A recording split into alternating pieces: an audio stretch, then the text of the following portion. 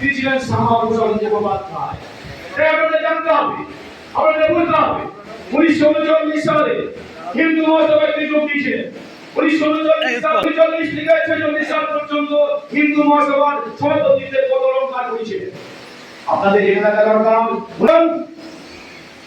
Mahatma Gandhi, doctor Abdullah, Jawaharlal Nehru, Jinnah Nehru এদের ষড়যন্ত্র হইল ভারতবর্ষ বিভক্ত করা। আর 1926 সালে সেই দাঙ্গা কলকাতায় এবং ঢাকার নৌকানিতে প্রচুর মানুষ মারা গিয়েছিল, অনেক মানুষ নিখোঁজ। কিন্তু শ্যামাপ্রসাদ মুখোপাধ্যায় একজন বাংলার কৃতি ছাত্র, কৃতি রাজনীতি, কৃতি সন্তান, কৃতি সম্ভ্রান্ত পরিবারের জন্মে হিন্দুদের স্বার্থ রক্ষার তাগিদে তিনি লড়াই করেছিলেন। এগুলো আপনাদের স্বীকার করতে হবে, আপনাদের জানতে হবে। 1929 সাল শ্যামাপ্রসাদ মুখোপাধ্যায় উনি রাজনৈতিক জীবন শুরু।